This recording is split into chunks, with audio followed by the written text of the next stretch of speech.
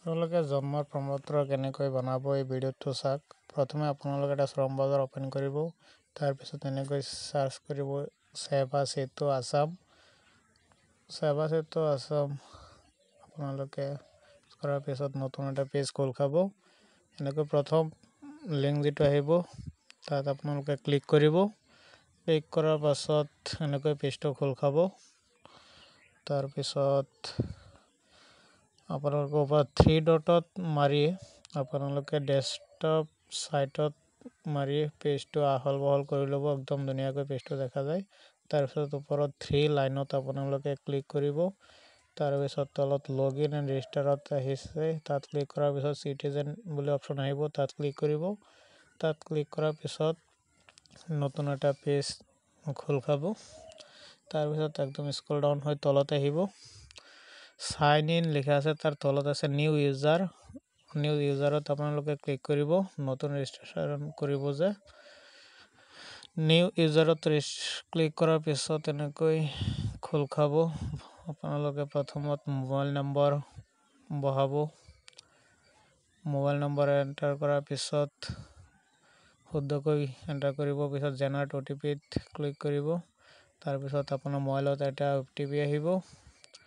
এই OTPটো আপোনালোকে ভেৰিফাই কৰিব। OTPটো বহাই ভেৰিফাই OTPত আপোনালোকে ক্লিক কৰিব। এই OTP আহি গ'ল মোৰ মোবাইলত।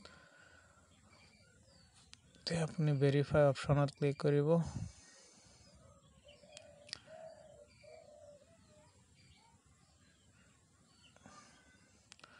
Seven 43116 এই OTPটো আহিল।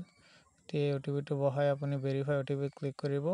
OTP ভেৰিফাইড ক্লিক কৰাৰ পিছত OTP ভেৰিফাই এয়া OTP verify successfully. Give name আপোনাৰ নামটো লিখিব ধুনীয়াকৈ। তাৰপিছত তলত আহি আপোনাৰ জেন্ডাৰটো সিলেক্ট কৰিব। পুৰুষ হলে মেল দিব, মহিলা হলে ফিমেল দিব। আৰু ডেট অফ বাৰ্থটো প্ৰথম দিন বহাব, তাৰপিছত মান্থ বহাব, তাৰপিছত ইয়াৰ বহাব। ধুনীয়াকৈ শুদ্ধকৈ আপোনালোকে ডেট অফ বাৰ্থটো বহাই দিব। ডেট অফ বাৰ্থটো বহোৱাৰ পিছত আপোনালোকে তলত আহিব। এতিয়া ইয়াৰটো বহাব। এতিয়া ডেট অফ বাৰ্থটো বহাই তলত আহিব পাৰ্চনেল মেছেজ। আপোনালোকে লিখিব ওয়েলকাম টু সেৱা সেতু।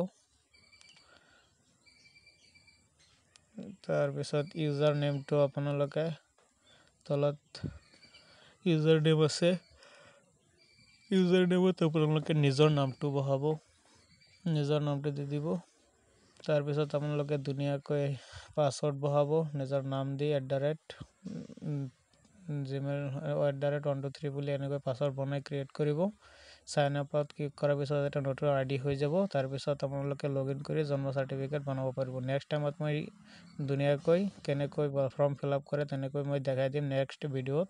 আপোনালোকে ফলো কৰি থৈ দিব, সাবস্ক্ৰাইব কৰিব। Thank U.